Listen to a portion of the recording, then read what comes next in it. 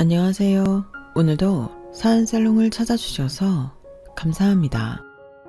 저는 사회복지센터에서 일하고 있는 40대 아줌마입니다. 40대 아줌마지만 저는 얼마 전 저와 제 가족을 모욕한 뻔뻔하고 파렴치한 인간들에게 제대로 참교육을 시켰어요.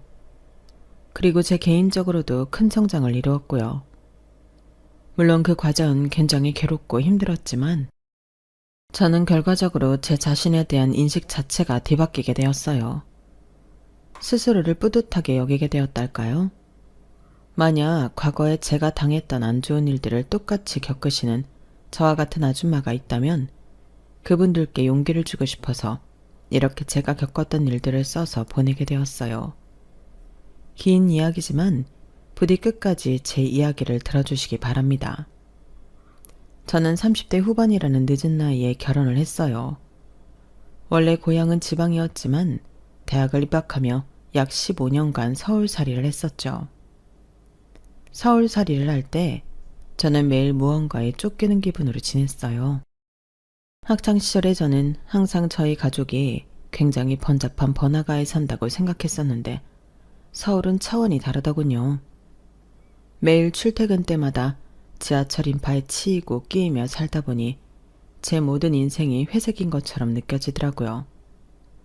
그래서 30을 훌쩍 넘은 나이에 오랜 서울살이를 마치고 다시 고향으로 내려왔고 이곳에서 남편을 만나 결혼을 하게 된 것이었죠. 그리고 같은 복지사 일이지만 고향에 내려와서 일하다 보니 전에 없던 열정이 활활 불타게 되더군요. 아무래도 제가 사랑하는 제 고향의 일이다 보니 더 마음이 가기도 했고 더 이상 무시무시한 인파에 치여 살지 않게 되어 삶의 질도 올라가니 마음이 더 긍정적으로 바뀌어서 그랬던 것 같네요. 서울에선 연애를 길게 못하던 제가 고향에서 남편을 만나 2년간의 긴 연애 끝에 결혼까지 하면서 마음은 더 여유로워졌어요. 그렇게 만족스럽던 제 삶에 단 하나 방해물이 있다면 그건 바로 시어머니와 시누이였는데요. 연애는 환상이고 결혼은 현실이라더니 제가 실제로 겪어보니 옛말 틀린 거 하나 없더라고요. 특히 결혼은 남편과 하는 게 아니라 시댁 집안과 한다는 말이 뼈저리게 와닿았답니다. 저희 남편이야 성격이 모난 데가 없이 둥글둥글하지만 시어머니와 시누이는 아니었거든요. 결혼하기 전 처음 인사드릴 때부터 시어머니와 시누이는 절 굉장히 불편하게 했어요. 그래, 서울에서 10년도 넘는 기간 동안 살다 내려왔다던데 서울살이가 많이 힘들었니? 네, 여기랑은 다르게 사람도 너무 많고 밤늦게까지 술집거리며 차들도 시끄러워서 저한테는 잘 안 맞더라고요. 서울엔 24시간 운영하는 음식점이 워낙 많아서. 그럼 나도 서울 살 때는 12시 넘어서 새벽까지 밖에 돌아다니고 그랬다는 말이야? 네, 아무래도 회식이 그렇게 늦게 끝날 때도 많았고요. 친구들이랑 잠깐 만났다가 들어가더라도 대중교통 타고 이동하다 보면 12시를 넘기는 경우도 종종 있었어요. 어머, 결혼도 안 한 처녀가 12시가 넘도록 집에 안 들어와도 부모님이 뭐라고 안 하셨단 말이야? 그야 제가 홀로 자취하느라 역세권에 집을 얻지 못했었거든요. 귀가할 때는 지하철도 타고 버스도 타야 하니까 저희 부모님도 그런 사정은 다 이해해 주셨어요. 에휴, 그렇구나. 그럼 부모님들은 뭐 하시는 분들이니? 아빠는 돼지 농장을 운영하시고 엄마는 고깃집을 하세요. 두 분이 거의 같이 일하시는 거나 다름없으시죠. 원래는 아빠 혼자 직원들 두고 하시다가 뭐? 돼지 농장? 고깃집? 아우, 어째 들으면 들을수록 머리만 아파지네. 그래, 알았다. 이만 들으마. 결혼식 얘기나 마저 해보렴. 어머니, 새언니 부모님도 굉장히 오랫동안 장사하셔서 동네에서 입지가 탄탄하신 분들이세요. 바로 옆 동네라 나중에 한번 들러보시면 아실 거예요. 고기도 정말 신선하고 맛있고요. 에휴, 그래, 너야 뭔들 안 좋겠니? 아예 대놓고 저와 저희 집안을 싫어하는 티를 팍팍 내면서 제 얘기는 듣기도 싫다는 듯이 굴었죠. 처음엔 그런 시어머니와 시누이의 반응에 결혼을 망설였던 것도 사실이에요. 하지만 그럴 때마다 남편이 나서서 중재를 해주었고 시어머니와 시누이는 매번 못마땅한 반응이면서도 남편의 중재에는 별다른 사족을 붙이진 않았죠. 당시 저로서는 1년에 10번도 볼까 말까한 시댁 식구들보다 매일 살부대 끼며 같이 살아갈 남편이 더 크게 느껴졌기에 남편이 계속 중재만 잘해준다면 참고 살 수 있을 거라 생각했어요. 하지만 결혼 후 시간이 점점 지나면서 시어머니와 시누이는 점점 더 저를 무시했고 남편은 점점 더 중재를 안 하기 시작했어요. 사실 저도 그런 부당한 대우에 곧바로 맞서지 못하고 조금은 위축되어 있었던 게 시댁 가족은 원래 30년 전만 해도 누구나 알아주는 지역 유지였다고 해요. 그러다가 남편이 20대 초반이었을 무렵에 여러 번 큰 위기를 겪으면서 재산 규모가 많이 줄어든 거였죠. 그럼에도 불구하고 저희 부부가 결혼하기 약 3년 전 돌아가신 시아버지가 건강하셨을 때는 마을 통장도 하시고 군수자리도 제안을 받으셨을 정도로 그 영향력은 유지되었다고 해요. 시어머니는 국가나 기업에서 주최하는 각종 행사를 기획하는 일을 하셨는데 시아버지의 영향으로 의뢰가 들어오는 것마다 꽤 규모가 큰 행사를 맡으셨고요. 하지만 일이 자주 들어오는 것은 아니었고 서른을 넘긴 나이에도 백수인 시누이 덕분에 시댁의 경제적 상황은 겉만 번지르르 할 뿐 실속이 없었어요. 그래서 저희 부부가 맞벌이를 하니 다달이 용돈을 보내드려 각종 공과금을 내셨는데 시어머니와 시누이는 제 돈을 받을 때마다 불쌍한 사람 도와 번 돈이라고 하거나 쥐꼬리만한 돈이라면서 사사건건 무시하는 거였어요. 어머니, 이번 달에 병원비 나오셨다 그래서 제가 조금 더 넣어드렸어요. 여기요. 계좌로 이체하면 되지 뭐하러 매번 이렇게 봉투에 담아오는 거니? 불쌍한 노인네들 도와주면서 돈 벌다 보니 지금 그 노인네들이랑 나랑 헷갈리는 거야? 아니요, 그럴 리가요. 평소엔 이체해드리는데 그래도 이렇게 얼굴 뵐 때는 직접 드리는 걸 좋아하실 줄 알았어요. 어머님이 싫으시면 다음부턴 이체해드릴게요. 그거 뭐 얼마나 되는 돈이라고 봉투에 담아요? 그게 더 없어 보여요, 언니. 저희가 이렇게 자주 만다는 것도 아닌데 오실 때마다 그렇게 쥐꼬리만한 돈으로 생색을 내셔야 편하겠어요? 생색을 내려고 하는 게 아니라 제 생각으로는 직접 뵙고 전달해 드리는 게 예의라고 생각해서 그런 거예요. 알겠어요. 앞으로는 안 그럴게요. 당신 다음 주 주말에 계속 출근이야? 유성이네가 부부 동반으로 한번 보자는데. 다음 주부터 3주간은 좀 바빠서 안 돼. 차라리 평일이 어떨까 싶은데. 불쌍한 노인네들 돕는 게 뭐 그렇게 손이 간다고 주말까지 출근을 해? 바깥에서 돈 벌어오는 남편이 네 스케줄에 맞춰야겠니? 그 돈도 안 되는 거 대충 좀 해라. 일단 유성이네는 나한테 나 혼자 갈게 그럼. 시어머니와 시누이가 계속해서 저를 무시하고 깎아내리는데도 남편은 그런 두 사람의 말이 안 들리는 듯이 행동하며 자기 할 말만 했어요. 솔직히 시댁 식구들이 매주 저희를 부르거나 하지 않아서 그나마 버틴 거지. 그렇지 않았으면 진작 부부싸움이 100번은 더 났을 겁니다. 다행히 방문 횟수가 적어 평소엔 제 일에만 집중할 수 있었지만 사회복지사로 일하며 각종 민원에 단련이 된 저도 시댁에 방문할 때마다 무시를 당하니 조금씩 안 좋은 마음이 쌓여갈 수밖에 없었어요. 하지만 저는 시댁 식구들이 제 일을 무시하면 무시할수록 더욱더 애정을 가지고 일을 열심히 했답니다. 언젠간 제 노력이 인정받는 날이 올 거라고 믿으면서요. 지금 생각해보면 제가 바랐던 게 시댁 식구들의 인정이었는지 아님 남들의 인정이었는지는 잘 모르겠네요. 어쨌든 제가 일을 열심히 할수록 점점 저에 대한 평판이 좋아졌어요. 사무실 안에서는 제가 일을 열심히 잘하는 에이스로 손꼽혔고 제 프로젝트에 참여해준 주민들은 늘 저에게 고마워하며 참외며 고구마와 같은 선물까지 주시곤 했죠. 직장에서의 삶은 저는 만족도가 굉장히 높았어요. 하긴 시어머니와 시누이 그 두 사람만 아니면 어디서 누구와 뭘 하든 힘들 게 없긴 했죠. 남편과 둘만 있으면 또 괜찮았거든요. 남편은 저희 친정집에서는 서인 노릇은 다 해줬거든요. 그래서 저희 부모님도 남편을 늘 좋게 보았고 저도 그런 분위기에서 굳이 부모님께 시댁과의 불화를 티내지 않았어요. 그러니 저희 부모님은 당연히 당신들이 사위한테 잘해주는 것처럼 시댁도 저에게 잘해주는 걸로만 아셨죠. 그러던 어느 날 저에게는 선물과도 같은 일이 생겼는데요.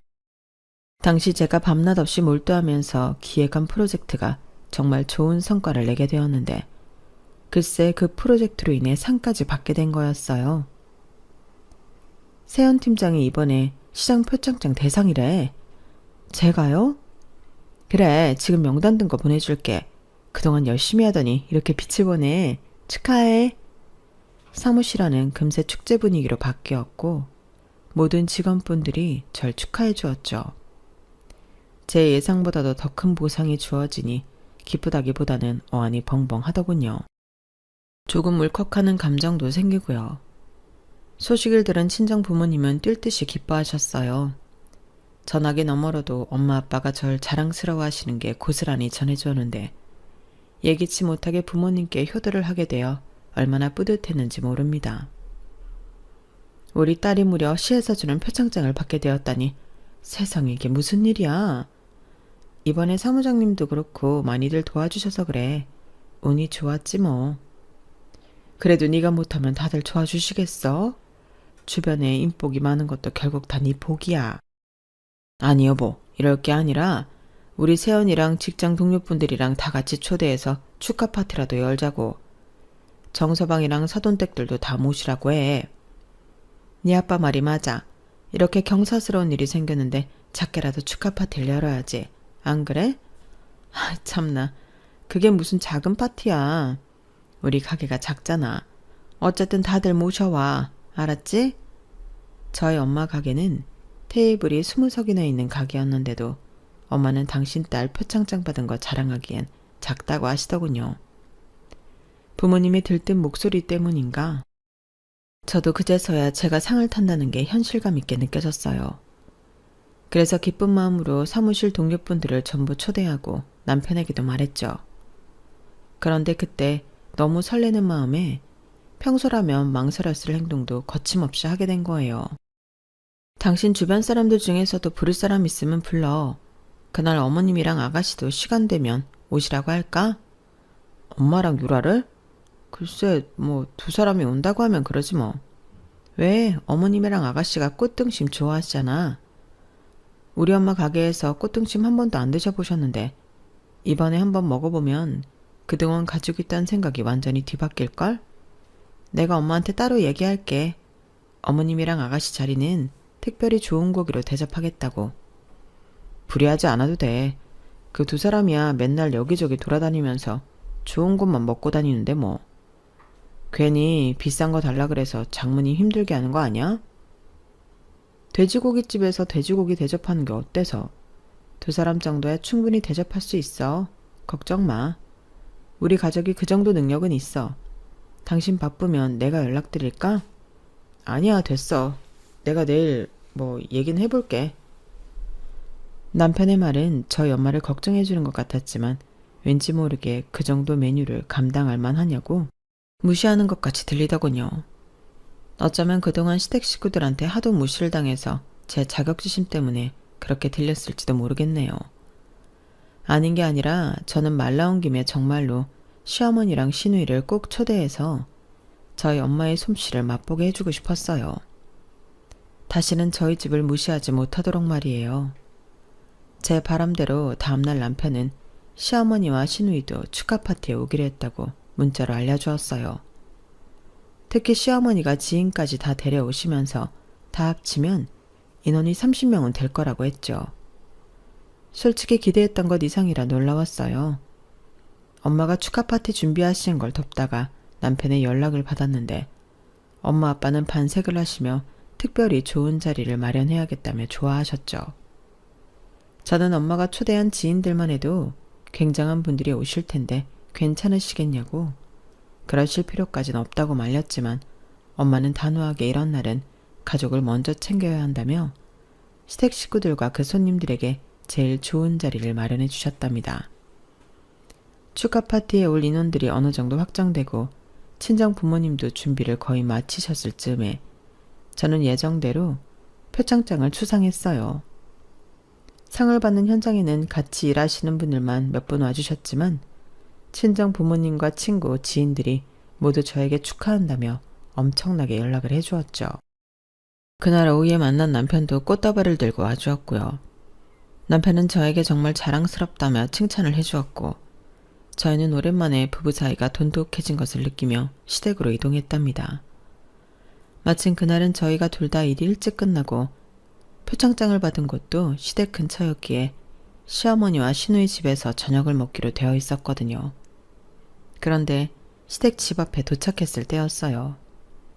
주차를 하고 뒤따라오는 남편보다 약 10m 정도 앞서 있던 제가 대문을 열기 직전 안쪽에서 시어머니와 시누이의 대화 소리를 듣게 된 겁니다. 그래도 그런 상 받은 며느리 있다고 하면 손님들 모시긴 좋을 거야. 군뱅이도 구르는 재주가 있다더니 이럴 때 도움이 될 줄 누가 알았겠어. 참나, 그거 검색해서 보니까 별로 그렇게 대단한 상도 아니더만 왜 이렇게 다들 호들갑인지 모르겠네. 어디 협회 이사장이니 사장이니 하는 양반들한테는 그런 타이틀이 먹히는 거야. 별거 아니긴 하지만 그거 하나로 잘하면 일을 더 따낼 수도 있고. 근데 30명이 다 들어갈 자리는 있대? 막상 갔더니 자리 없다고 엄마 손님들한테 막 플라스틱 의자 같은 거 주면 어떡해? 가게 이름부터 말도 못하게 촌스러운 게 보통 허름한 곳이 아닐 것 같은데? 그래? 괜히 손님들 데리고 갔다가 배 아프고 탈나면 어떡하지?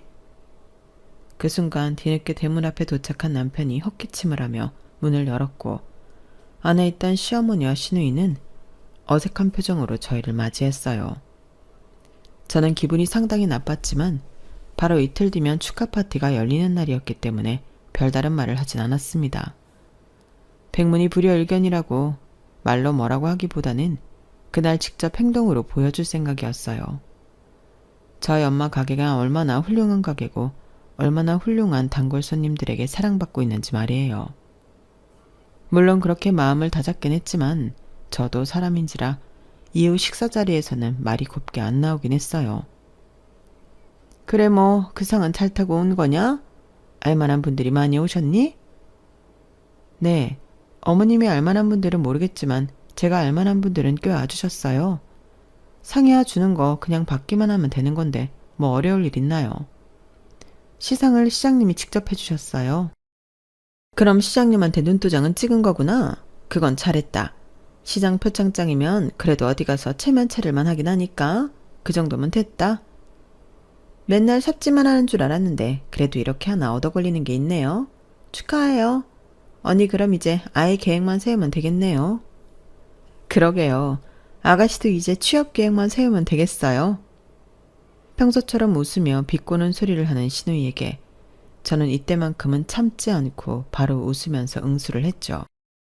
그러자 생글거리던 시누이의 표정이 삽시간에 굳어지더군요. 시어머니랑 남편도 놀란 표정이었고요. 저는 일부러 주변 공기가 달라진 걸 전혀 눈치채지 못한 듯 굴며 밥만 맛있게 먹었는데요. 새빨개진 얼굴로 씩씩거리던 시누이가 한참 뒤 다시 입을 열더군요. 마치 절 화나게 하려고 작정을 한 듯이 말이에요. 그나저나 내일 모레 축하 파티 준비는 어떻게 잘 돼간대요? 저희 손님까지 다 합치면 30명인 거 알죠? 그때 가서 갑자기 자리 모자르거나 고기 다 떨어졌다고 하시면 안 돼요. 이런 건 원래 어떤 행사든 기본인 내용인데 혹시 알고 계시죠? 유라 말이 맞아. 손님들께 양껏 드셔도 된다고 이미 이야기해 놓은 상태다. 사돈의 고깃집이 얼마나 허름한지 아직 잘 모르겠지만 그래도 바깥 사돈이 돼지 농장을 하시니 고기 질은 좋겠지 싶어 데려가는 거야. 실망시키지 말아라. 예, 그럼요. 엄마가 이미 저희 가게에서 제일 좋은 자리를 빼두었어요. 엄마가 단골 손님들 중에 귀한 분들도 계신데 엄마가 가족들이 우선이라며 빼드린 거예요. 지금 말씀하신 거 전부 걱정 안 하셔도 돼요. 귀한 분들이라니 뭐 마을 이장님이라도 오시나 보네. 언니네 가족분들한테 그 이상 귀한 손님은 없을 테니까 말이에요. 아가씨가 아직 사회생활을 안 해봐서 잘 모르나 본데 20년 넘게 장사하다 보면 많은 인연들이 생긴답니다. 시누이의 마지막 말에 저도 발끈해서 아주 보란듯이 웃으면서 받아쳤어요. 신우이가 또 한 번 얼굴이 울그락 푸르락해지고 시어머니도 미간이 팍 좁혀졌을 때 남편이 끼어들더군요. 그만들 좀 해. 이미 가기로 한 거 왜 이렇게 사설이 많아? 당신 그리고 유라한테 말버릇이 그게 뭐야. 엄마도 계신데. 다 먹었으면 얼른 정리해. 내일 출근도 해야 되고. 오늘은 늦었으니까 그만 가자. 뭐라고? 그만하고 일어나자고. 좋은 날 괜히 불편하게 만들지 말고. 남편은 실제로 자기 밥그릇과 제 밥그릇을 들고 일어나 치워버렸고 곧바로 짐을 챙기기 시작했어요. 저는 아직 식사를 다 마친 게 아니었는데 말입니다. 저는 그 순간 시어머니와 시누이의 묘하게 입꼬리가 올라가는 것을 놓치지 않았어요. 하지만 남편이 제 짐까지 들며 나가자고 종용을 하니 그 앞에서는 더 이상 아무 말도 못하고 시댁을 나와야 했죠. 그리고 저희는 집으로 돌아오는 길부터 언성을 높이며 싸우기 시작했어요. 당신 아까 그게 무슨 말이야? 뭐 아가씨한테 말버릇이 그게 뭐냐고? 지금 장난해? 당신이 못된 소리 한 건 맞잖아. 대체 왜 기껏 축하해주려고 모인 사람들한테까지 가시를 세워? 그리고 우리끼리만 있는 자리도 아니고 엄마도 있는 자리였잖아. 꼭 어른 앞에서 그렇게 못되게 굴어야 했어? 그럼 당신은 엄마랑 동생이 대놓고 우리 집안 무시하는데 나더러 미련 곰탱이처럼 참고만 있으라는 거야? 그 사람들 행동이 지금 나 축하하려고 모인 게 맞냐고. 당신도 집 대문 열기 전에 두 사람들이 하는 얘기 들었지. 촌스럽다느니 허름하다느니. 우리 엄마 가게에 가본 적도 없는 사람들이 그런 소리들을 하는데 지금 내가 화낸 게 잘못됐단 거야? 엄마랑 유라가 한두 번 그래? 둘은 그냥 만나면 아무나 험담하는 게 습관이야. 별 생각 없이 하는 거라고. 원래 그런 사람들인 거 몰라? 한 귀로 듣고 한 귀로 흘리면 되잖아. 나도 원래 이런 사람이야. 내 가족들 건드리면 화내는 사람. 이게 정상적인 거 아니야? 왜 내가 내 가족 욕하는 것까지 참아주면서 비정상적인 사람들한테 맞춰줘야 하느냐고. 당신은 이 상황에서 지금 그쪽 편을 드는 거야? 뭐 비정상? 말 함부로 하지 마. 아무리 화가 났기로 써니 할 말 못할 말 분간이 안 돼? 함부로? 당신 엄마 동생한테나 말 함부로 하지 말라 그래. 남편은 답답하다며 집에 들어가서도 본인 서재에 들어가 나오질 않았고 저는 저대로 속이 상할 만큼 상해서 안방문을 쾅 닫고 들어갔어요. 누구보다 추가받았어야 하는 날에 남편에게까지 외면당한 느낌이었죠. 그동안 시댁 식구들과 저 중간에서 애매하게 굴거나 외면하기만 했던 남편이 그런 상황에서 시댁 식구 편을 들었다는 사실이, 그것도 제가 상을 받은 날 그런 행동을 했다는 사실이 도무지 용서가 되질 않았어요. 그때 처음으로 이 결혼 생활은 완전히 실패했다는 생각이 들었죠. 하지만 그때까지도 저는 마음속 깊은 곳에서 다다음날 시댁 식구들 놀라게 해주어 코를 납작하게 해주면 상황이 역전될 거라고 믿었죠. 그래서 그 다음날 회사를 일찍 마친 뒤 엄마 가게로 넘어가 준비를 열심히 도왔답니다. 워낙 많은 분들이 오시니 미리 세팅을 준비해야 할 게 한두 가지가 아니었거든요. 음식도 음식이지만 저는 엄마가 가게 전반의 모습을 많이 신경 쓴 티가 나서 코끝이 찡해지기도 했는데요. 원래도 엄마의 가게가 청결했지만 최대한 낡은 티를 조금 내려고 엄마가 많은 노력들을 하셨더라고요. 여러 소품도 챙기고 말이에요. 만반의 준비를 다 마치고 나니 드디어 파티 날 당일이 되었어요. 모임 1시간 전부터 정말 오래된 친구분들과 이웃분들이 하나둘 오기 시작했어요.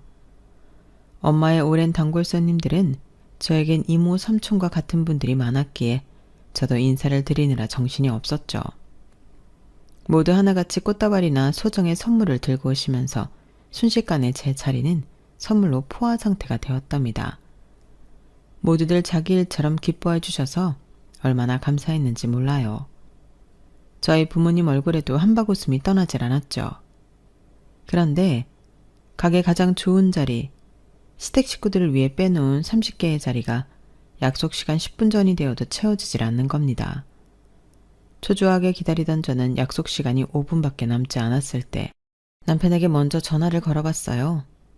하지만 3번, 4번 전화를 해도 남편은 전화를 도통 받질 않았죠. 결국 저는 시어머니한테 직접 전화를 걸어 어디쯤 오고 있냐고 물어봤어요. 어머님, 지금 어디쯤 오고 계세요? 아, 안 그래도 연락 언제 오나 기다리고 있었다.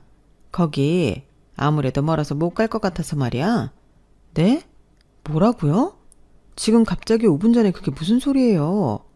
어머님이 말씀하신 30명이 전부 못 온다는 말이세요? 그럼 내가 안 가는데 누가 가냐? 당연한 걸 묻고 앉아있네. 아무리 생각해봐도 그렇게 멀고 누추한 곳에 손님들을 데리고 가기가 영 꺼림칙해서 말이야. 암튼 그런 줄 알아라. 그걸 이제 와서 이렇게 통보하시면 어떡해요? 이미 예약한 자리에 음식까지 다 세팅해놨는데. 제가 순간적으로 화를 참지 못하고 목소리가 커지자 옆에 있던 엄마가 다가오셨어요. 제가 어찌나 당황스럽고 화가 나던지 눈물이 다 차오르더라고요. 그걸 본 엄마는 침착하게 저를 데리고 손님들이 없는 바깥으로 나오신 뒤 제 전화기를 가져가셨죠. 엄마는 최대한 예의를 갖춰서 대화를 시작하셨는데 시어머니는 그런 예의 따윈 개나 줘버린 듯한 말투로 통화를 이어가는 게 옆에서 다 들려왔어요. 옆에서 들어보니 30분이 전부 못 오신다고요? 무슨 일이 생기셨나요? 여기서 가기 너무 멀어서 못 가겠어서 그래요. 너무 멀다고요? 어디신데요? 데리러 가드릴까요? 아니, 사정상 못 갈 수도 있지. 왜 이렇게 꼬치꼬치 캐물으세요? 같이 계신 손님들 생각해서 그러는 거니까 그렇게 아세요, 그냥. 이제 와서 갑자기 못 오신다고 하면 상대방도 납득할 만한 이유를 대야 할 것 아니에요. 사돈도 사업하시는 분이니 대화가 당연히 통할 줄 알았는데 이렇게 말 한마디로 약속을 어기는 게 무슨 경우 없는 행동입니까? 안 싸더니 뭘 안다고 가르치려드려요. 인터넷에서 보니까 가게도 별 무슨 다 쓰러져가는 가게나 운영하시면서 제 손님을 데리고 먼 길 갈 만한 메리트가 없다고요. 뭐라고요? 사돈, 지금 선 넘으셨어요? 이게 이해하기 어려워요? 귀한 분들 모시는 거라 대접을 좋게 해줘야 한단 말이에요. 기껏 그렇게 멀리 데리고 가서 다 낡고 초라한 고깃집을 데려가면 손님들이 저를 어떻게 생각하겠어요? 얘기 끝났으면 그만 좀 따지고 드세요. 저희가 오늘 갑자기 약속을 잡은 것도 아니고 그 전에 마음에만 안 드시면 미리 얘기할 시간이 충분했잖아요. 자리를 30개나 빼놓고 5분 전에 취소하면서 지금 상대방한테 모욕적인 말까지 하시는 거예요? 아우, 그래요. 미안하게 됐네요. 사과드릴게요. 됐어요? 사돈, 이딴 식으로 굴면 후회하십니다. 아, 네네, 후회할게요. 됐죠? 이제 진짜 끊습니다. 그렇게 전화가 끊어졌고 엄마는 잠시 황당하다는 듯이 핸드폰 액정만 보고 계셨어요. 저는 엄마한테 그런 말들을 듣게 해서 죄송하기도 하고 제 불행한 결혼 생활을 들켜서 속상하기도 한 마음으로 눈물만 뚝뚝 흘리고 있었어요.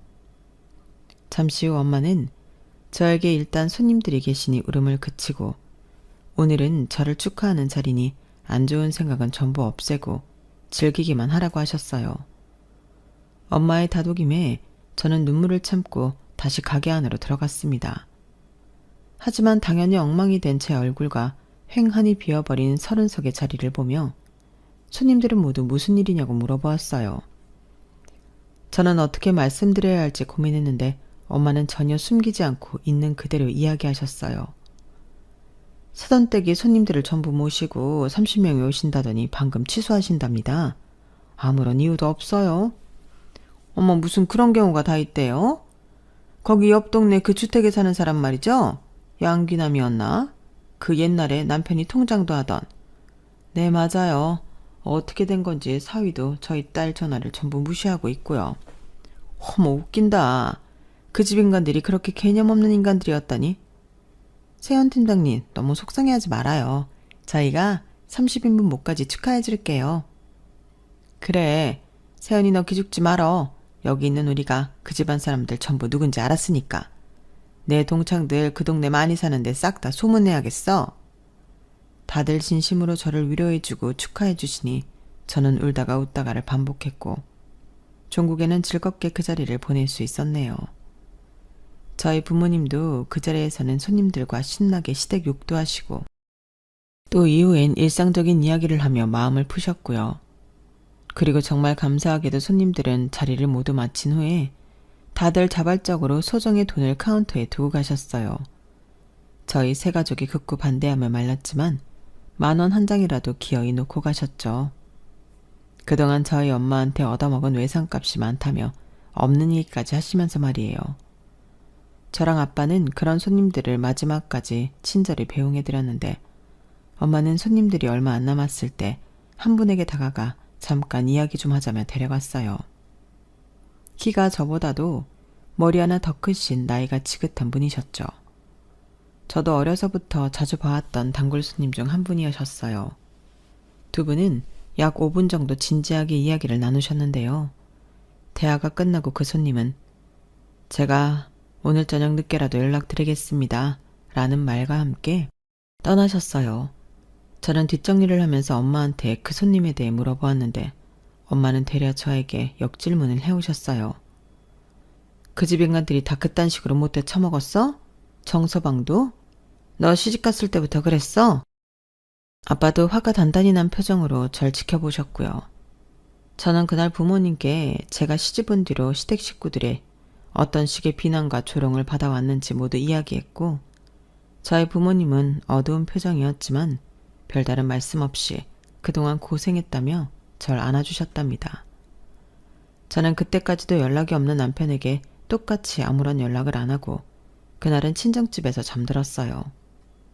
잠에 들면서 저는 마음속 저 깊은 곳에 이미 남편에 대한 마음을 정리한 것 같았죠. 이제는 저도 남편을 포함한 시댁 인간들에게 질릴 대로 질려버렸거든요. 그런데 다음날 오전 일찍부터 엄마가 꽃단장을 하시기 시작하는 거예요. 제가 일어나자 저에게도 일이 있어 나가봐야 하니 얼른 외출 준비를 하라고 하셨죠. 어디로 가는지 정확히 말은 안 해주시면서 일단 단정하고 예쁘게 차려입을 하셨어요. 영문을 모른 채 저는 일단 엄마가 시키는 대로 했고 모든 걸 이미 다 알고 있는 듯한 아빠는 가게며 집안일이며 모두 맡겨만 주고 얼른 다녀오라고 저희를 배웅해 주셨답니다. 엄마는 절 데리고 택시를 탄 뒤 저희 지역에서 손꼽히는 호텔로 가달라고 하셨어요. 도착한 호텔로 들어가니 로비에서 저희를 반기는 건 바로 어제 가게 안에서 엄마와 이야기를 나누던 그 단골 손님이셨죠. 저는 엄마와 함께 그분과 간단한 인사를 나누고 그분이 인도하는 대로 3층까지 따라 올라갔는데요. 3층에 도착하자 연회장 입구가 보였는데 그곳에선 시어머니가 딱 봐도 고급스러운 양복을 입은 분들과 함께 있더군요. 저는 보자마자 그 사람들이 시어머니가 모신다던 손님들이라는 걸 알 수 있었어요. 그 사람들은 시어머니의 설명을 듣다가 그쪽으로 다가가는 저희를 보고 깜짝 놀라며 인사를 해왔어요. 조 회장님 안녕하십니까? 여기는 어쩐 일로? 아, 잘 지냈나? 아, 여기 이분은 예전에 우리 회사에서 임원직에 있던 오 여사님이네. 예전에 우리 회사 90년대에 유일한 여자 임원이 있었다고 얘기한 적이 있었지? 아, 그 오 여사님이십니까? 안녕하십니까? 야, 오 여사님 덕분에 땡땡식품이 따낸 계약만 엄청나다고 들었습니다. 당시 입지를 다진 덕에 지금의 땡땡식품이 있을 수 있었다고요? 아, 아닙니다. 다 지나간 옛일이죠. 지금은 그저 시골 고깃집 사장님일 뿐이랍니다. 아, 오늘 이렇게 오 여사님과 찾아오게 된 건 다름이 아니라 자네들이 이번에 계약했다는 행사 업체에 대해서 해줄 얘기가 있어서 그러네. 여기 이분이 이번에 행사 진행한다는 양귀남 여사신가? 조 회장님과 저희 엄마가 시어머니를 쳐다보자 시어머니는 얼굴이 파랗게 질린 채로 대답도 못하고 바들바들 떨고 있었어요. 시어머니 옆에 있던 직원이 대신 그렇다고 대답하니 조 회장님은 시어머니 앞에서 대놓고 이런 말을 이어갔어요. 그런데 듣자 하니 자네 회사에서 이번에 준비하는 행사가 꽤나 중요한 행사였지 않나? 그러면 그 행사를 진행하는 사람도 잘 알아보고 계약을 진행했어야 하는데 내가 알기론 여기 양귀남 여사의 신망이 그다지 좋지가 않아. 네? 그렇지만 이분은 저희가 지난 3년간 거래를 해왔는데 그건 안 그래도 황 이사랑 어제 전화로 이야기를 마친 상태네. 여기 양귀남 여사가 바로 어제 한 업체랑 30명인분의 음식을 약속해놓고 5분 전에 연락해 다짜고짜 취소를 해버리더군.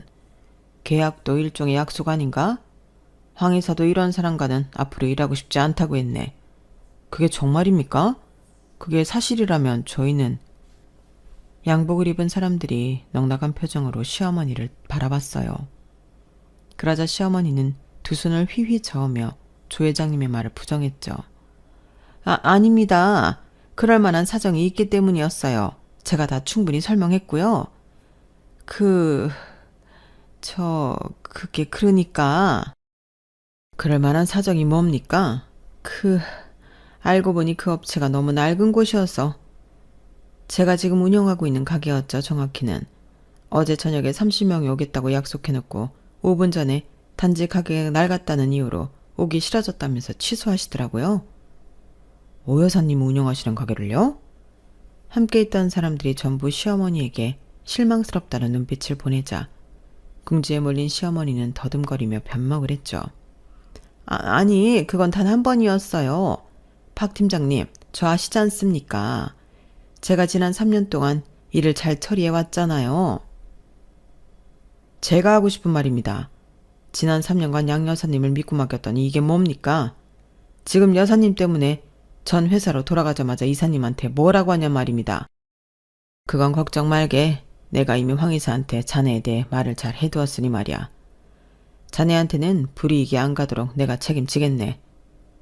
조 회장님은 그렇게 울상인 팀장을 달래고 이제 자기 역할은 끝난 것 같다며 시어머니의 고객들을 전부 데려갔어요. 다른 좋은 업체를 소개해주겠다면서 말이에요.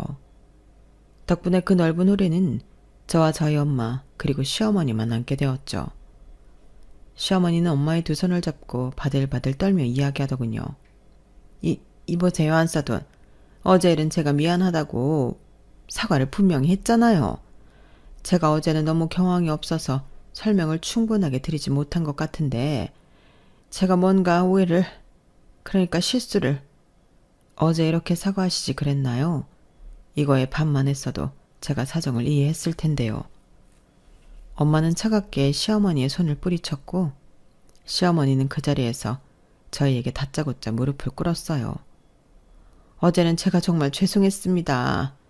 제가 어제 음식값은 전부 편성할게요. 저 회사는 절대 이러면 안 돼요. 제 회사가 제 고객의 거의 전부란 말입니다. 다른 곳은 1년에 한두 번 의뢰가 올까 말까인데 안사돈 제발 한 번만 봐주세요. 얘 세연아, 사돈께 잘 좀 말씀드려 봐라. 얼른 이 CM이 한 번만 봐달라고 좀 그래. 제가 왜요? 저는 누구 말 맞다나 멍청하고 돈도 못 버는 사람이라 그런 어려운 일은 못하겠는데요. 야, 아니 나는 네 남편 엄마잖냐. 내가 너한테도 잘못했다. 그동안 내가 말을 곱게 하질 못했지? 그게 내가 그런 식으로 말을 원체 안 하는 사람이라서 그랬다. 내가 앞으로는 2번 다시 안 그러겠다고 이렇게 약속하마. 응? 글쎄요. 이렇게 약속하신다고 해도 언제 또 말을 뒤집을지 모르니까 어머님을 믿을 수가 없네요.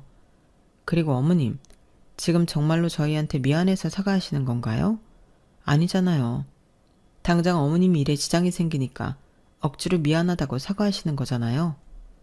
사람을 대할 때는 기본적으로 지켜야 할 예의가 있는 거 아직도 모르시죠? 죄송하지만 저는 그런 사람들이랑은 어떤 약속도 하기 싫고 어떤 관계도 맺기 싫어요. 뭐라고? 저희 딸 의견이 이렇다니 별 수 있나요? 사돈 사과는 없던 일로 하겠습니다. 남의 딸을 그렇게 하대하고 못살게 굴 정도로 잘나신 분이면 이번 난간도 알아서 헤쳐나가든지 하세요. 엄마와 저는 시어머니를 바닥에 두고 그 자리를 떠나버렸답니다. 그동안 못했던 소리를 대놓고 꺼내니까 속이 다 후련하더군요.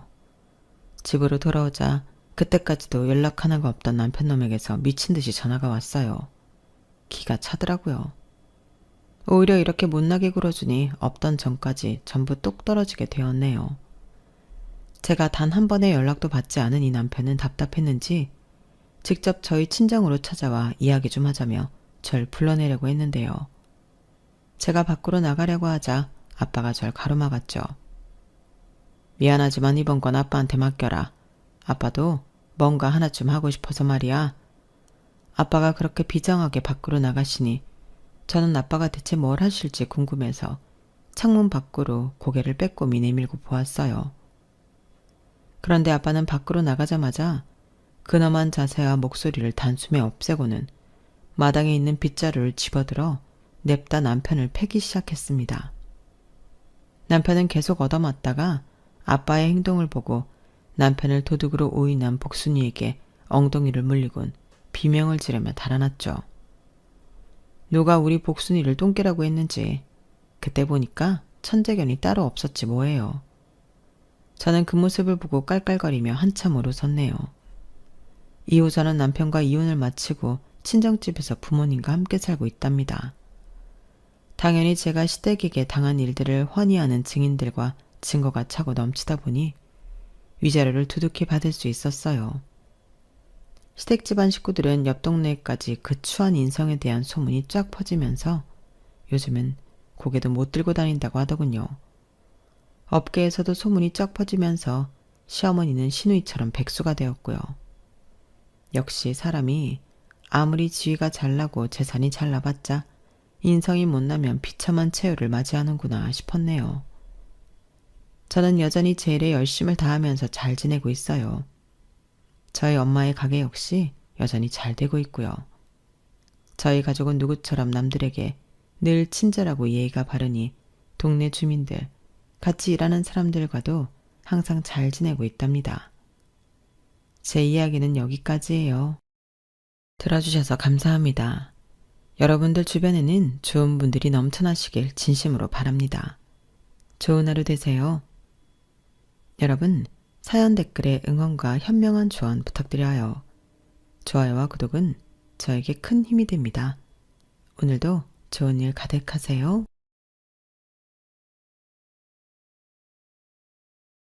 안녕하세요. 오늘도 사연 살롱을 찾아주셔서 감사합니다. 저는 얼마 전 천륜을 영원히 끊어내버린 사람이에요. 요즘 사람들과는 다르게 제가 어렸을 적만 하더라도 가족은 하늘이 정해준 인연이고 가장 최우선으로 소중하게 대해야 한다고 배우는 게 당연했어요. 그러다 보니 어떤 일이 있더라도 가족을 버린다는 건 상상도 못할 일이었죠. 세월이 지나 저도 제 인생을 살아오면서 수많은 사람들을 스쳐 지나가며 여러 인연들이 끊겼었지만 그중 하나가 가족이 될 줄은 몰랐어요. 저는 2남 1녀 3남매 중 장녀로 태어났어요. 어렸을 적 저희 집은 시골 읍내 근처에 살았었죠. 동네 자체가 시골이었지만 그 중에서도 읍내에 지내는 저희 가족은 다른 집보다 부유한 편이었어요. 저희 아버지는 그 시절에 읍내에서 전자기기 장사를 하셨죠. 서울을 왔다 갔다 하시면서 여러 기계들과 소도매 물품들을 팔았고 하나같이 값이 나가는 물건이다 보니 돈은 잘 버셨어요. 저희 부모님이 결혼하면서부터 시작했다는 아버지의 사업은 저희 3남매가 차례대로 생기는 동안 더욱 커졌답니다. 제가 10살 때 저희 아버지는 서울로 올라가야 더 큰 돈을 벌 수 있다면서 가족들을 모두 데리고 서울로 이사를 하셨어요. 와, 우리 서울로 이사 간다고? 엄마, 그럼 우리 이제 계속 서울에서 살아? 서울로 이사 가면 우리 이제 서울 사람이야? 나도? 누나도? 동호도? 그래, 우리 가족이 이제 다 서울 사람이야. 아버지 사업이 계속 잘 되시면 거기서 계속 사는 거야. 너희 전부 거기서 학교도 다니고 나중에 대학도 거기서 다니는 거지? 저희는 꽤 큰 주택으로 이사를 갔는데요. 새 집에 설레어 하던 것도 잠시. 저는 다니던 시골 학교보다 3배는 큰 것 같은 학교에 다니게 되며 처음엔 기가 죽기도 했어요. 그건 제 동생들도 마찬가지였고 저희 엄마도 마찬가지셨습니다.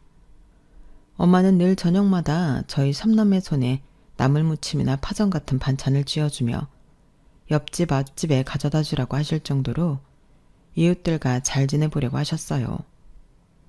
처음엔 저희 가족 모두 서울 깍쟁이들과 어울리는데 애를 먹었지만 점차 한두 명씩 새 친구가 생기면서 서울살이에 적응을 해나갈 수 있었답니다. 하지만 서울에 온 지 불과 2년 만에 아버지가 하던 사업은 망하고 말았어요. 회사 사무실에는 온통 빨갛딱지가 붙었고 저희 집은 빚더미를 안게 되었죠. 다행히 살던 집을 가압류 당하지 않고 제때 팔 수 있었기에 5식구가 길바닥에 나앉는 거 면할 수 있었어요. 저희 집은 어느 노부부가 사갔죠. 원래는 큰 주택에 살며 지하방에 세를 주고 살던 저희 가족이었지만 그 이후론 저희가 그 새방으로 들어가 살게 되었답니다. 다행히 새로운 집 주인들이 묻어난 성격이셨기에 저희는 오랫동안 그 새방에서 지낼 수 있었죠. 저희 가족의 형편이 한순간에 미끄러졌어도 아버지는 여전했어요. 여전하다는 말은 그전과 한치 다름없이 늘 나갔다 하면 술을 마시고 술집 여자와 새벽까지 놀다가 들어왔다는 뜻이랍니다. 저희 엄마는 그런 아버지 때문에 늘 고생이 이만저만이 아니셨죠. 아버지 사업이라도 잘 될 때는 마음고생만 하셨는데 아버지가 사업을 망치고 나서는 몸까지 고생을 하게 된 거였죠. 저희 엄마 얼굴엔 아버지가 만든 깊은 주름과 그늘이 날마다 더해졌어요. 아버지는 사업이 망가진 이후로 가족들에겐 가타부타 말도 없이 집에도 잘 들어오시지 않았어요. 어쩌다 들어오면 독한 술 냄새와 화장품 냄새만 풍기며 잠만 주무셨죠. 어디서 멀에서 벌어온 것인지 하얀 돈봉투를 엄마 앞에 아무렇게나 내던지고서요. 그 돈은 50만 원 혹은 70만 원, 어쩌다가는 30만 원이기도 했어요. 그 돈으로는 저희 3남매를 먹이긴커녕 쇳돈도 낼 수가 없었습니다. 엄마는 길게 고민도 않고 무작정 근처 장에 나가 조그만 리어카에서 전을 부쳐 팔기 시작하셨어요. 나중에 알고 보니 그 리어카는 집주인 아줌마한테 빌린 돈으로 마련한 거였다고 해요. 엄마는 쇳돈을 내고 자식들을 키우기 위해 같은 자리에서 눈이 오나 비가 오나 날이 추우나 더우나 꼼짝 않고 전을 부치셨어요. 엄마는 원래도 요리를 잘 하셨지만 그 중에서도 전 요리를 기가 막히게 잘 하셨거든요. 엄마는 장사를 시작하신 지 몇 주 지나지 않아 단골이 생기기 시작했고 길바닥에서 무작정 전을 부치기 시작한 지 4년 만에 시장 안에 있는 작은 가게를 얻어 들어갈 수 있었어요. 1층과 반지하, 그 중간 어딘가에 속한 엄마의 전집을 우리 3남매는 학교를 마치고 오면 누가 먼저랄 것도 없이 와서 쓸고 닦고 꾸며주었죠. 그렇게 작지만 깨끗하고 아늑한 저희 엄마의 전집이 오픈할 수 있었어요. 그리고 엄마는 가게를 오픈하자마자 저희 3남매를 쫓아내셨습니다. 너 이제 여기 그만 와. 자꾸 다니지 말고 학교 끝나면 집에 가서 얼른 숙제해. 그럼 엄마 계산은 누가 하고 음식은 누가 갖다 줘? 우리가 할게. 그래, 누나랑 내가 할게. 됐다. 내 가게인데 내가 하면 되지. 누굴 시켜? 누가 니들 보고 장사하래? 엄마가 이걸 혼자 어떻게 다 해. 나 학교에서 쉬는 시간에 숙제 이미 다 하고 왔어. 숙제만 다 하면 다야. 배운 거 복습하고 다음에 배울 거 예습해야지. 엄마 도울 정성으로 가서 얼른 공부들 해. 그게 우리 집안이 사는 길이야. 알았어? 나 저번 시험도 100점 맞았는데? 그럼 다음 시험도 100점 맞아야지. 옛말에 맹모 삼천지교라고 학생이 이런 데 오는 거 아니야. 가서 공부하고 나중에 돈 많이 벌면 그때 엄마 도와주던가 해. 응? 엄마는 저희를 다시 집으로 돌려보냈고 저희는 엄마 말씀대로 각자 열심히 공부를 했어요. 엄마의 손이 늘 기름에 데인 상처투성이라는 걸 기억하고 고운 사모님 손이었던 엄마의 손끝이 다 뭉툭해지는 걸 기억하면서요. 그래서였는지 저는 늘 좋은 성적을 받을 수 있었습니다. 진로를 고민할 시기가 왔을 때 처음엔 의사가 되고 싶다는 꿈을 꾸었지만 저희 집 형편에 제가 아무리 공부를 잘해도 의대를 진학하는 건 무리일 것 같더라고요. 그래서 대신 약사를 선택했습니다. 약대에 들어가 아르바이트를 하며 공부를 했죠. 졸업 직후엔 첫 직장으로 유명한 제약사에서 일했지만 몇 년 뒤엔 거기서 모은 돈으로 제 명의의 약국을 차리게 되었답니다. 둘째 남동생도 저만큼 치열하게 공부했어요. 사실 둘째는 저희 3남매 중 가장 좋은 학교를 들어갔죠. 이름만 대면 다 아는 그런 학교에 무려 장학금을 받고 들어갔어요. 그리고 그곳에서도 대학 학비보다 더 많은 장학금을 받은 만큼 좋은 성적을 유지했죠. 결국 4학년이 끝나기도 전에 대기업을 들어가게 되었고요. 반면 막내 남동생은 저희 둘과는 조금 결이 달랐어요. 그렇다고 성적이 나빴다는 건 아니었고 늘 중상위권을 유지하긴 했죠. 다만 저와 둘째 때문에 자꾸 기가 눌리는 것 같았어요. 저희야 워낙 도끼로 똘똘 뭉친 사람들이지만 막내는 조금 유약한 면이 있었거든요. 적성도 공부 쪽이 아닌 것 같았고요. 그런 막내를 둘째는 늘 몰아세웠고 저는 늘 다독였어요. 동호, 너 어제 모의고사 끝나고 세영이랑 노래방 갔어? 학교 끝나고 잠깐만 다녀온 거야. 모의고사를 학교가 일찍 끝나서. 근데 왜 도서관 갔다 왔다고 했어? 누나가 너 시험 끝나고 친구랑 노래방 간 거 가지고 뭐라고 하는 것도 아닌데. 누나는 그렇지. 형이 알았으면 또 한 소리 들었을걸? 아니, 꼭 그렇지 않더라도 오늘은 도서관 다녀온 거 맞아. 나도 괜찮은 대학 가야지. 장학금도 받고. 형 눈치도 보지 마. 그냥 너는 너 하고 싶은 거 하고 살아. 뭘 하든 밥벌이만 하면 돼. 형도 그거 걱정해서 그러는 거야. 이제 누나랑 형이 둘 다 돈 버니까 너는 그냥 너 하고 싶은 거 해. 말은 그렇게 했지만 저는 사실 둘째가 막내가 아버지를 닮을까봐 두려운 마음에 잔소리를 하는 걸 알고 있었어요. 솔직히 저도 그런 걱정을 내심 품고는 있었고요. 막내는 우리 중 혼자 아버지를 판박이처럼 닮은 외모를 가졌고 또 아버지처럼 사람을 좋아하고 잘 다루는 면이 있었거든요. 게다가 TV에 나오는 가수들의 노래나 춤도 곧잘 따라하는 게 음주 가물을 좋아하는 아버지랑 겹쳐서 보였던 것도 사실입니다. 물론 막내는 어려서부터 술, 담배하는 못된 아이들과는 거리가 먼 순박한 아이였기에 저는 애써 불안한 마음을 외면하고 지냈던 거죠. 저와 둘째의 걱정과 달리 막내는 애들을 가르치는 선생님이 되겠다며 본인의 진로를 정하고는 사범대학을 들어갔어요. 3년 동안 학교를 성실히 다니던 막내는 교생 실습을 마치고 돌연 선생님을 한다고 하더군요. 본인은 바리스타가 되겠다면서요.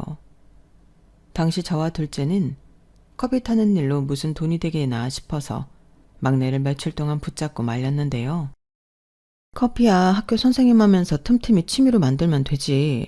굳이 그걸 관두고 해야 할 이유가 있어? 학교 선생님들은 방학도 있잖아. 방학 때만 만들면 되지. 누나, 그게 문제가 아니야. 그냥 나는 선생님 못할 것 같아서 그래. 교생 실습하면서 실제로 학교에 있어 보니까 확실히 알았어. 나는 그 일 못해. 야, 나는 뭐 처음부터 회사 생활 잘한 줄 아냐? 누나는 처음부터 잘했을 것 같아? 다 하다 보면 짬이 생기고 그러다 보면 느는 거지. 뭘 해보지도 않고 지레 겁부터 먹어. 몇십 명이나 되는 애들을 나 혼자 상대해야 한다고. 애들만 상대하는 거면 괜찮을지도 몰라. 선생님들끼리도 하루 종일 사람한테 치이면서 사는 거야. 나는 진짜 못 버틸 것 같아. 그럼 몇십 명 되는 손님은 어떻게 감당하게? 너보다 한참 어린 학생들도 감당을 못하겠다고 있으면서 성인들은 어떻게 감당하겠다는 거야? 서비스직, 영업직에서 일하면 진상들 얼마나 많이 만나는 줄 아냐? 그런데 이때 저희 엄마가 유일하게 막내 편을 들어주셨어요. 나 돌아. 얘도 다 생각이 있으니까 그런 결정을 내렸겠지. 아니, 얘가 뭘 모르니까 그러는 거지. 엄마는 동호도 자기 학비 자기가 다 벌어다 보태내다.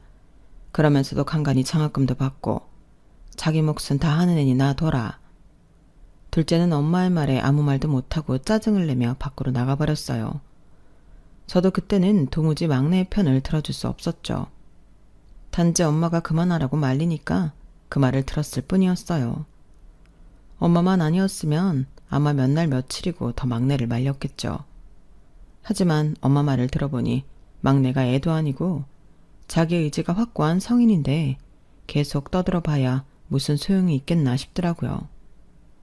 결국 저는 막내에게 그저 열심히 잘해보라고 응원할 수밖에 없었죠. 막내는 선생님이 되지 않겠다고 했지만 그래도 대학교는 졸업까지 마쳤어요.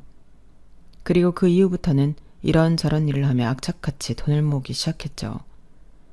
그 무렵은 저도 둘째도 차례대로 결혼식을 올리고 막 가정을 꾸려나가기 시작했을 때라 정신이 없었어요. 각자의 위치에서 자리 잡은 저와 둘째는 남은 가족들이 편하게 지낼 수 있도록 엄마의 전집 근처에 막 재개발한 동네에 있는 20평짜리 아파트를 하나 마련해 주었습니다. 더 큰 집을 구해드리고 싶었지만 엄마가 크게 말리시기도 했고 가정을 막 꾸릴 때라 금전적 여유가 크지 않았기도 했어요. 그리고 신혼 초 몇 개월이 지나자 일도 집안일도 바빠지기 시작하면서 친정에 자주 들르지 못했던 것 같네요. 제가 어쩌다 한 번씩 친정 새 아파트에 갈 때마다 막내는 집에 없거나 아님 세상 모르고 곤히 잠들어 있었어요.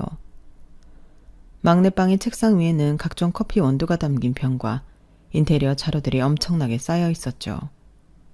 처음에 막내의 꿈을 반대했던 게 미안해질 정도로 열심히 사니 저는 갈 때마다 막내의 책상 위에 소정의 용돈을 올려놓고 오곤 했죠. 그렇게 고생하던 막내는 결국 5년 만에 정말로 자기 카페를 차리게 되었어요. 인테리어 공부도 열심히 하더니 카페를 정말 예쁘게 꾸며놓았더군요. 심플하면서도 세련되고 아늑한 공간이었고 커피도 정말 맛있게 내렸어요. 곁들인 디저트도 맛이 일품이었죠. 당시 저는 처음 보는 신기한 커피를 내놓았는데 그게 대박이 났어요. 젊은 애들이 스마트폰으로 검색을 해가면서 찾아올 정도였으니까요. 저희 때는 커피로 밥 벌어먹고 산다는 건 상상도 못했는데 그렇게 번듯하게 잘 될 줄은 몰랐네요. 돈을 많이 벌게 된 막내는 엄마의 전집을 리모델링 해주기도 했습니다. 막내의 카페는 어느새 저희 가족의 아지트가 되었고요. 엄마 가게 공사는 언제 끝나? 이제 거의 다 돼가나? 아니, 어제 끝났어. 원래 이런 경우가 잘 없는데 예상보다 일찍 끝내주셨더라고. 근데 아직 포스기 설치가 안 끝나서 제어프는 다음 주 목요일부터 한다고 했어. 환기도 좀 더 하는 게 좋을 것 같아서. 엄마, 동호한테 포스기 쓰는 법 잘 배웠어?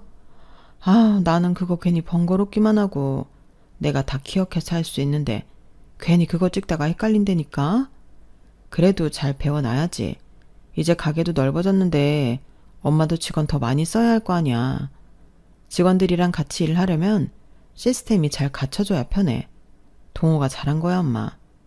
누나 말이 맞아. 엄마 가게 안 그래도 사람 계속 많아지고 있잖아. 저번에 보니까 손님들 줄 서서 기다리더만.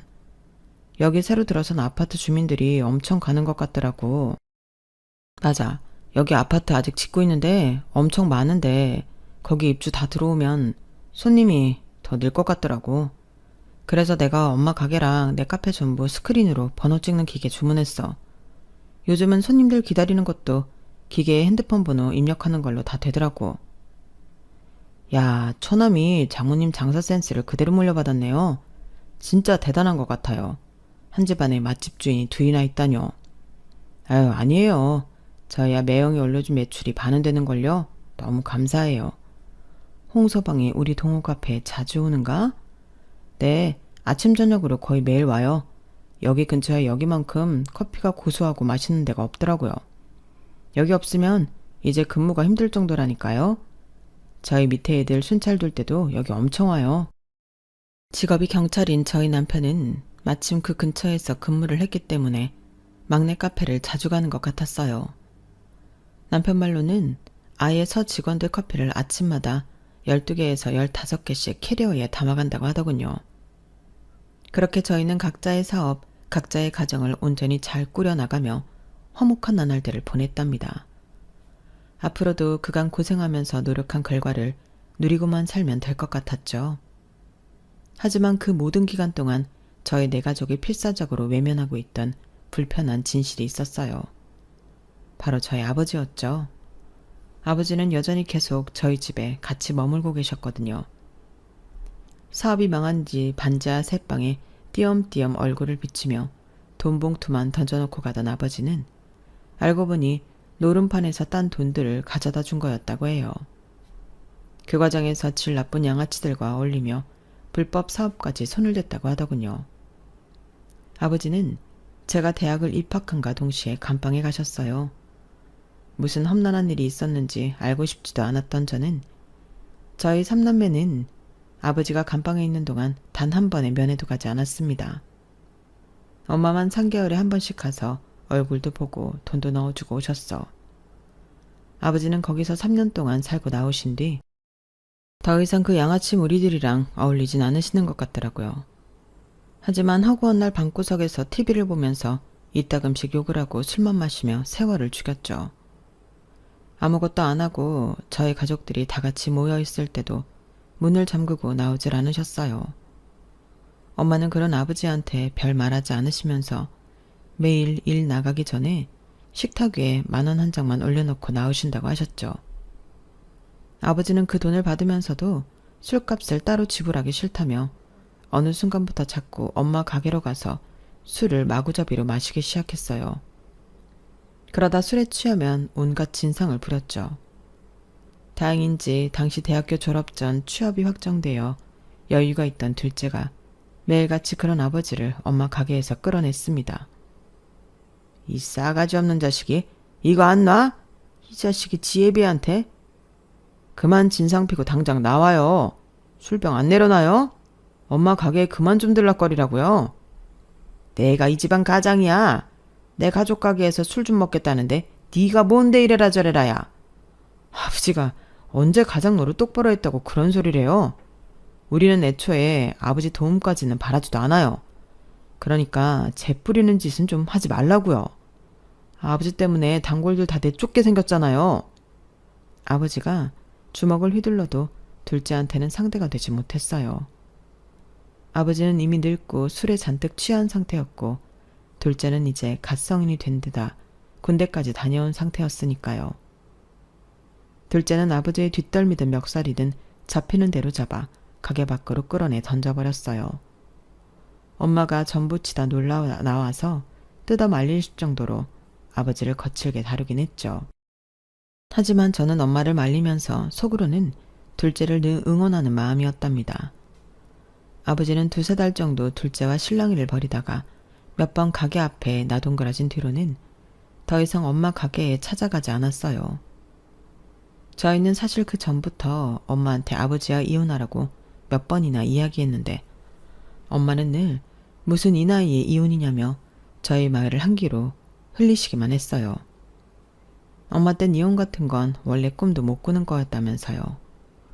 엄마는 아버지가 할 일이 없어서 한가해서 진상을 부린 거라면서 아는 지인을 통해 근처 오래된 아파트 경비일을 구해다 주셨어요.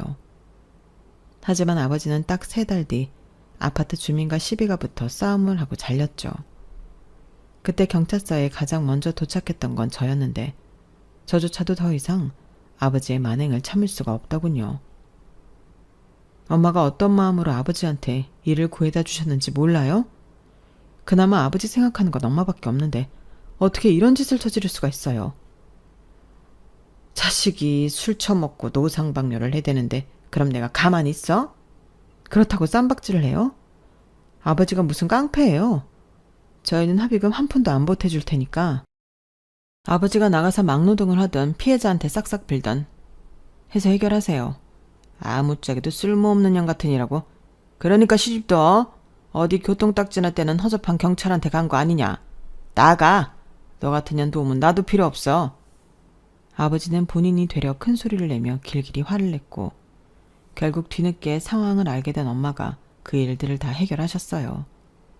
엄마가 나서니 저도 어쩔 수 없이 피해자에게 합의금을 입금할 수밖에 없었고요. 그 일이 있은 뒤로는 아버지와 저희 3남매와의 관계가 더욱 안 좋아질 수밖에 없었는데요. 엄마는 그 일 이후로 가게를 담보로 대출을 조금 받아 저렴한 상가자리를 임대해 아버지한테 쥐어주었어요. 아버지는 그 자리에 오락실을 차렸고요. 처음엔 엄마가 대출까지 받으며 그런 일을 한 걸 알고 저희 3남매는 전부 당장 다시 임대자리를 빼라며 엄마를 말렸는데요. 오락실을 차린 이후로는 아버지가 더 이상 아무런 사고를 치지 않고 평온한 나날들이 이어지는 겁니다. 엄마의 말이 맞았던 거죠. 아버지의 생활이 안정되자 저희는 다시 각자의 인생을 안정적으로 꾸려가는 데 집중하며 살았어요. 그렇게 몇 년이 지나 저희 아이들이 교복을 입을 정도로 저도 나이가 들자 아버지에 대한 애잔한 마음이 조금은 생기기도 했죠. 그래서 아버지 칠순 땐 작은 선물을 챙겨드리기도 했어요. 그런데 아버지 칠순이 막 지났을 무렵 저희 가족은 예기치 못한 큰 위기를 겪게 되었어요. 전 세계적으로 시국이 안 좋아지는 시기였고 자영업자들이 하나같이 영업을 종료할 정도로 경기가 침체되었죠. 그나마 엄마 가게는 아직 전을 포장해가는 사람이 많았던 데다 배달 서비스까지 시작하면서 버틸만 했는데요. 문제는 커피만 팔던 막내의 카페였습니다. 매출이 곤두박질치기 시작했고 저희 가족마저 카페에 다 같이 찾아가기 어려웠던 만큼 막내의 카페 적자를 회복하기는 쉽지가 않았어요.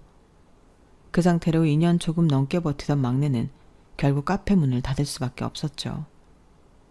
그렇게 공들여 만들었던 카페가 한순간에 문을 닫게 되자 막내는 크게 상심하고 말았어요.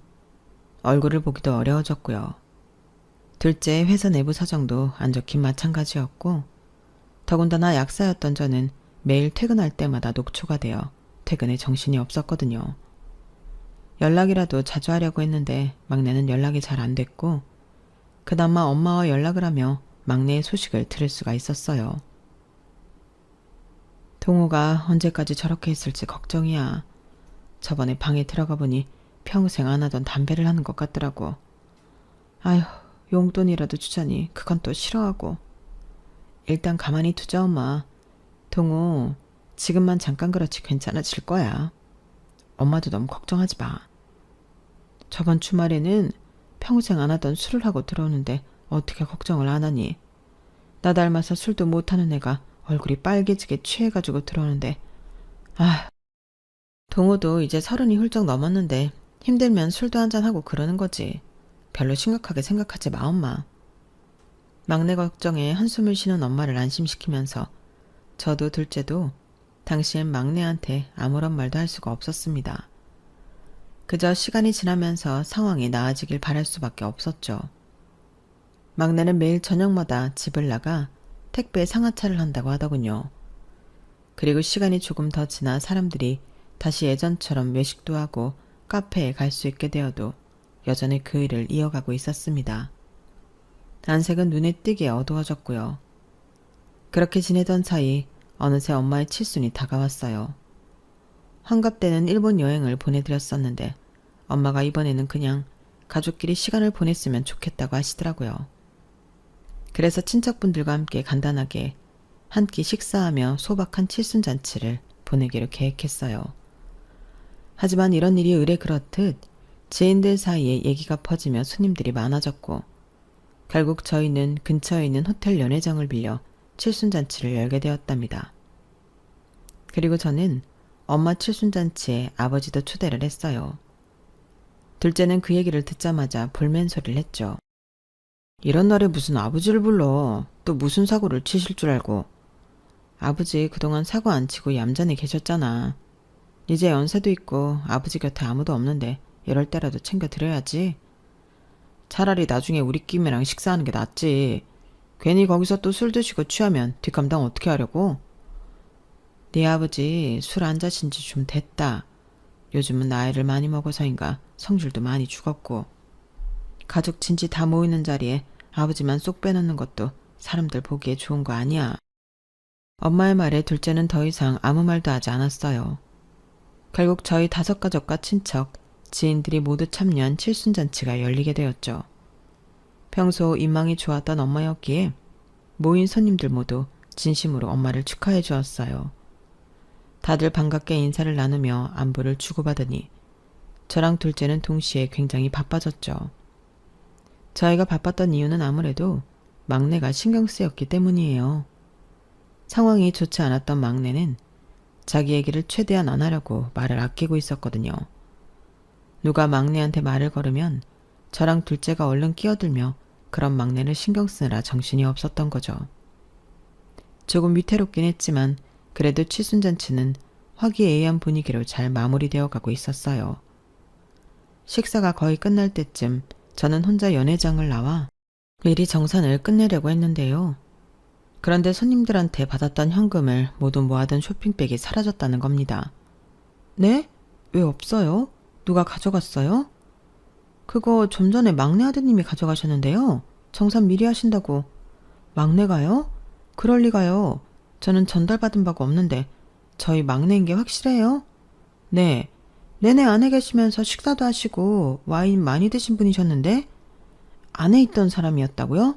일단 잠시만요. 혹시 저희 애들이나 조카들이 가져간 건가 싶어 확인해봤지만 애들은 노느라 그런 쇼핑백이 있는지도 몰랐다고 하더군요. 제 표정이 심각한 걸 눈치챘는지 남편이 다가와 무슨 일이냐고 물었어요. 저는 자초지종을 설명했고 남편은 잠시 기다리라며 연회장 밖으로 나갔죠.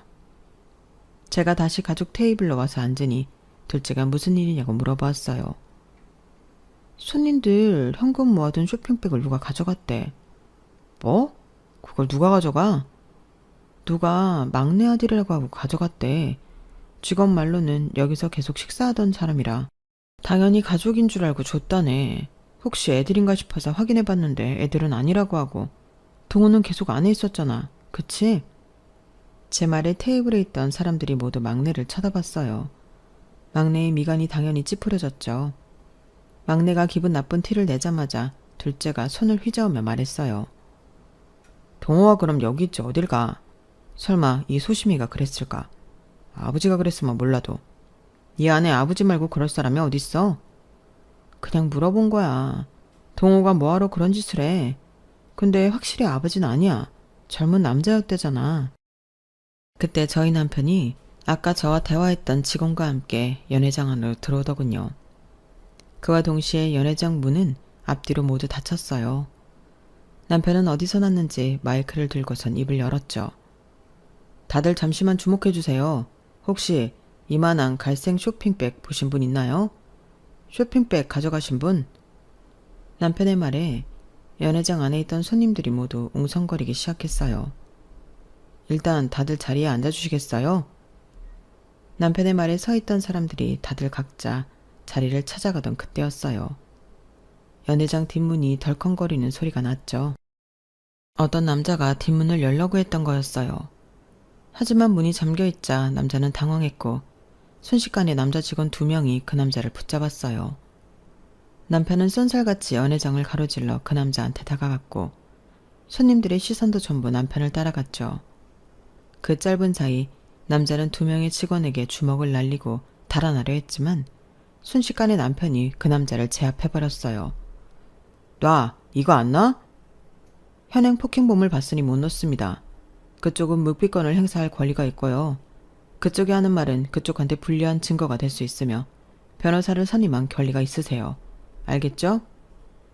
남편의 말이 끝남과 동시에 막내가 자리에서 벌떡 일어나더니 어디론가 후다닥 달려갔어요. 제가 반사적으로 그쪽을 보니 연회장 앞문 쪽으로 가려던 아버지를 막내가 덥석 잡더군요. 아버지, 이 와중에 어딜 가세요? 뭘 어디가? 화장실 간다. 화장실도 못 가냐? 근데 왜 이렇게 당황하세요? 뭐 찔리는 거라도 있으신 모양이에요. 막내의 말에 아버지는 아무 말도 못하고 어버버거렸고 막내는 그런 아버지를 붙잡고 남편이 있는 쪽으로 다가갔어요. 그러자 연회장 안에 있던 모든 사람들이 헉 하고 놀랐습니다. 아버지와 그 남자가 나란히 있자 2사람이 놀라울 정도로 똑같이 생긴 게 보였기 때문이었죠. 가까이 다가가 그 꼴을 본 저희 가족들은 모두 할 말을 잃고 말았네요. 굳어버린 저희 3남매 대신 남편이 그 남자에게 물었어요. 그쪽이 쇼핑백 가져갔어요? 무슨 쇼핑백? 나는 모르는 일인데? 당신 나 알아? 모르면 그게 더 문제 아닐까요? 저희 가족끼리 모여있는 자리인데요. 일단 가방 안에 있는 것부터 봅시다. 내가 왜 그래야 되는데? 당신이 무슨 경찰이라도 돼? 진짜 우리 가족 아니네. 나 경찰인 거 여기 모르는 사람이 없는데. 그러니까 방금 그쪽을 현행범으로 붙잡은 거 아닙니까? 가방 안에 또 무슨 위험한 물건이 있을지 모르니 좀 봐야겠습니다. 그 남자는 몸부림을 치며 저항했지만 지켜보던 손님들 중 몇몇 남자들이 후다닥 다가가 남편 대신 그 남자의 가방을 빼앗아 안을 살펴보았어요. 아니나 다를까 저희가 찾던 쇼핑백이 그대로 나왔죠. 그걸 본 남편은 곧바로 가서 조사를 받고 얘기했어요. 경찰서를 간다는 말에 그 남자는 더 격하게 저항했지만 이미 여러 명에게 제압을 당하고 있었기에 소용이 없었죠. 이 기가 막힌 광경에 둘째가 아버지한테 버럭 화를 냈어요. 아버지는 이 인간이랑 대체 무슨 관계예요? 둘이 뭐 똑같이 생긴 건 둘째치고 어떻게 이 인간이 잡히자마자 도망칠 생각부터 했냐고요? 도망치긴 뭘 도망쳐? 난 그냥 화장실 좀 가려고 했을 뿐이다. 왜 괜히 생사람을 잡아? 아버지가 발뺌하자 갑자기 남편에게 잡혀있던 도둑놈이 눈을 번뜩이며 입을 열었어요. 저 사람이 제 아버지예요. 저는 김춘식 씨 사생하고요. 저는 이 돈을 훔칠 생각이 없었는데 아버지가 저한테 시킨 겁니다. 그게 아니면 제가 어떻게 알고 여기 들어와서 쇼핑백 위치까지 알았겠어요. 김춘식이 저한테 시킨 거예요. 갑자기 불쌍한 척을 하는 도둑놈의 말에 연회장 안에 있던 사람들은 전부 아버지를 쳐다봤어요. 사실 거기 있는 모두가 붕어빵처럼 닮은 두 사람을 보고 당연히 눈치는 채고 있었어요. 특히 저희 가족들은 남분꾼이었던 아버지한테 사생아가 있다는 게 놀랍지도 않았고요. 다만 그 사생아를 시켜 엄마 칠순잔치에 모인 돈을 훔치려고 했다는 게 기가 막힐 뿐이었죠. 저는 머리 끝까지 화가 나서 소리를 질렀어요. 아버지는 대체 뭐가 문제예요? 엄마가 아버지 하나 사람 만들겠다고 가게 담보로 오락실까지 차려줬는데 이딴 식으로 뒤통수를 쳐요? 사위가 버젓이 경찰인 거 알면서도 이딴 짓을 저지를 생각을 해요. 최근엔 사고 좀 안 치고 얌전해졌나 싶었더니 어떻게 이딴 짓을 저질러요? 어디서 시접다는 놈을 갖다가 경찰이라고? 네 남편이 뭐 형사라도 돼? 너 쟤 알아? 쟤를 언제부터 알았다고 제가 하는 말을 그렇게 철석같이 믿어? 나는 모르는 인간이야. 저딴 사생아 둔 적도 없다고. 어이가 없네. 매형 형사 맞거든요. 그간 가족들 돈은 다 빨아먹고 살면서 그걸 몰랐어요. 아버지만 빼고 여기 있는 사람들 매형 형사인 거 다 알아요. 그리고 누가 봐도 아버지랑 똑같이 생긴 놈이구만. 뭐가 아버지 아들이 아니에요. 난 저런 양아치 새끼를 내 아들로 둔 적이 없어. 아버지가 끝까지 부인하자 갑자기 그 도둑놈이 아버지한테 화를 내며 협박을 하더군요. 이 노친네가 노망이 났나? 말 조심하지 못해? 애초에 왜 이딴 짓을 시작했는지 잊었어? 아버지가 운영한다던 그 오락실인지 뭔지 거기서 뭘 하고 있는지 내가 형사 앞에서 떠벌려줘? 어? 금세 다시 포악해진 도둑놈의 말에 아버지는 벙어리라도 된 양 입을 꼭 다물었고 그때 마침 잠겨있던 연회장 뒷문이 열리면서 남편의 동료 3명이 들어왔어요. 남편은 동료들과 함께 두 사람을 붙들고 경찰서로 데리고 갔죠. 손님들이 웅성거리는 동안 저는 얼른 쇼핑백을 들고 정산을 마친 뒤 서둘러 손님들을 보냈어요. 엄마의 칠순잔치는 그렇게 급하게 끝이 났죠. 그 모든 난리 속에서 엄마는 의외로 덤덤한 표정으로 계셨습니다. 괜찮냐고 물어보니 고개만 살짝 끄덕일 뿐 아무 말씀도 하지 않으셨죠. 저는 일단 엄마랑 막내를 모두 저희 집으로 데려갔어요. 순간 도둑으로 몰릴 뻔한 막내도 심적으로 타격이 있을 것 같아서 두 사람만 집으로 보내기 불안했거든요. 몇 시간 뒤 남편에게 연락이 왔는데요. 사건의 전말은 이랬어요. 막내보다 5살이나 어린 사생아는 이미 20살 때부터 폭행, 사기 등의 전과가 8개나 있었던 아주 전형적인 양아치였다고 해요. 아버지는 엄마가 마련해준 오락실에서 불법 도박장을 열어 운영하고 있었는데 큰 돈을 버는 것도 잠시였고 당시 막 감방에서 출소했던 사생아에게 버는 돈을 족족 빼앗겼다고 합니다. 사생아는 아버지한테 경찰에 신고한다. 가족들한테 자신의 존재를 알리겠다. 가족들한테 여기가 도박장이라고 얘기해버리겠다 등등 다양한 협박을 해오면서 몇 년 동안 아버지의 돈을 탈탈 털어갔던 거죠. 시간이 지나며 도박장에서 나오는 돈이 점점 작아지자 협박에 시달리던 아버지는 마지막으로 목돈 한번 안겨줄 테니 그거 들고 가서 그만 좀 괴롭히라며 엄마 칠순잔치에 모인 돈을 훔쳐가라고 시킨 것이었어요. 자초지종을 듣고 나니 아버지한테 학을 떼게 되더군요. 저야 이미 연회장서부터 아버지에게 오만정이 다 떨어졌지만 엄마는 어떨지 걱정이 되었어요. 저는 깊은 고민 끝에 엄마한테 사실을 이야기해 주기로 결심했습니다. 그날 저녁 애들 다 재우고 엄마랑 막내를 안방으로 불러 조용히 이 얘기들을 전부 전달했어요. 엄마는 한동안 말이 없으셨죠. 엄마, 괜찮아. 사실 아버지가 젊었을 적에 얼마나 방탕하게 살았는지 알긴 했잖아. 나는 그렇게까지 충격도 아니던데. 그치? 우리가 아버지를 모르는 것도 아니었잖아. 저는 엄마가 혹시나 충격을 받았을까봐 일부러 아무렇지 않다는 얘기를 했는데요. 엄마는 낮은 목소리로 이렇게 이야기하셨어요. 그래, 충격받을 일도 아닌 게 맞다. 그냥 내가 너무 바보 같아서 그렇지. 그딴 인간 계속 바꿔보겠다고 미련을 못 버렸던 게 네 아버지한테서 더 이상 술 냄새가 안 나길래 정말 네 아버지가 변했다고 생각했다. 내가 바보였지, 바보였어. 무슨 소리야, 그렇게 생각하지 마.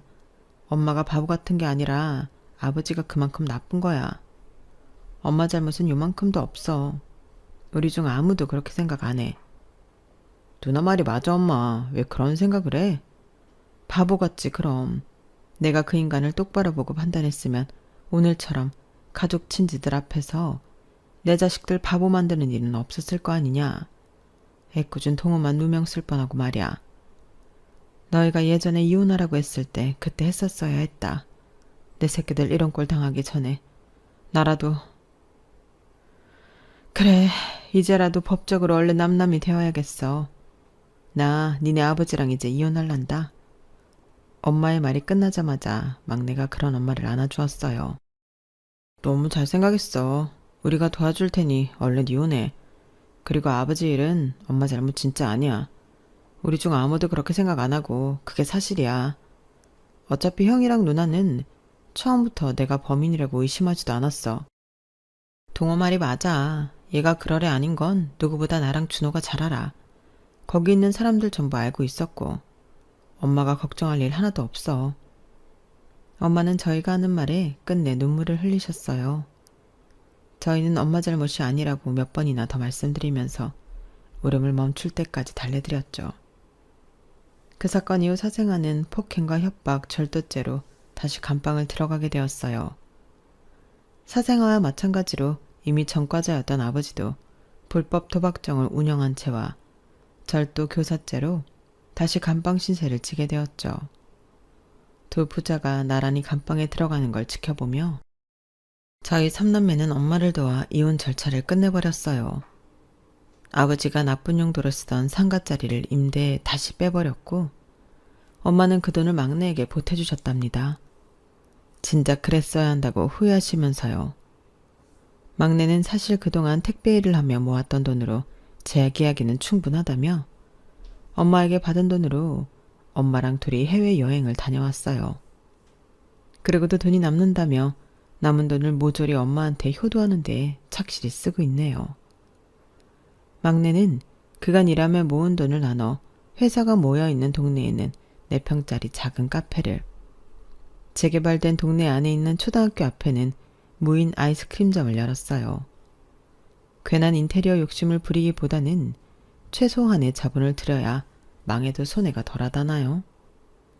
말은 시니컬하게 하면서도 다시 자기 가게를 운영하는 막내의 얼굴에 예전과 같은 활기가 도는 것 같아 저는 한시름 놓을 수 있었답니다. 저희 가족은 이제 정말로 오기 티 없이 평온하고 행복한 일상을 되찾았어요. 막내의 카페 대신 아버지가 없는 친정집이 저희 가족의 새로운 아지트가 되었거든요. 아버지와는 절연을 설원한 저희 네 가족은 앞으로도 지금처럼 평화로운 날들만 가득하길 기대하고 있어요. 지금까지 저희 가족의 이야기를 들어주셔서 감사합니다. 여러분들의 가족들과는 항상 행복한 일만 가득하시길 바랍니다. 여러분, 사연 댓글에 응원과 현명한 조언 부탁드려요. 좋아요와 구독은 저에게 큰 힘이 됩니다. 오늘도 좋은 일 가득하세요.